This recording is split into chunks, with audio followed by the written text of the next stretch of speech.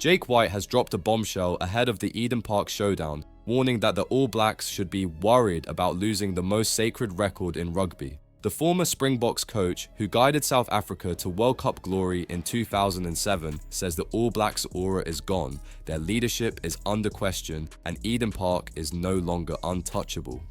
That should worry the All Blacks, White wrote in his Rugby Pass column.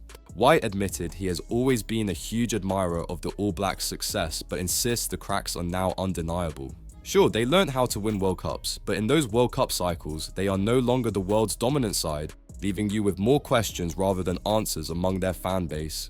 Is Rieko Iwan a wing or a centre, and how don't they know after 85 tests? Does the midfield combination of Geordie Barrett and Billy Proctor have the right balance? Is Ardie Savea a number 8 or a Lucy? Is Scott Barrett the right man to be All Blacks captain, and is his brother Buden the right man to steer the All Blacks to the 2027 World Cup? Is the back three potent enough?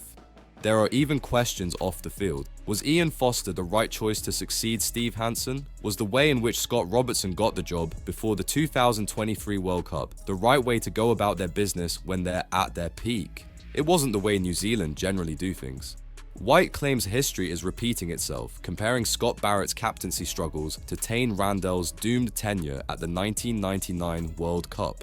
He also pointed to the chaos of the 2007 quarter-final disaster against France, a moment that forced New Zealand rugby to reset and triggered a decade of dominance. This time, White believes the All Blacks are at a crossroads. Justin Marshall was bemoaning the loss to Argentina. He said all the blood, sweat and tears expended maintaining that 35-year unbroken winning record over Los Pumas has disappeared in just 5 years. They've now lost home and away. That's taking nothing away from Argentina, who have been quite magnificent now they've been bedded into the old Tri-Nations since 2012, but the All Blacks aura has disappeared. White insists the Eden Park test is about more than rugby.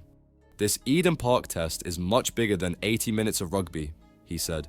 I know what I would do, but that's not important, but New Zealand rugby have to make a decision. They need to show why they've always been thought leaders in rugby. I should say this responsibility shouldn't all be on Scott Robertson's shoulders.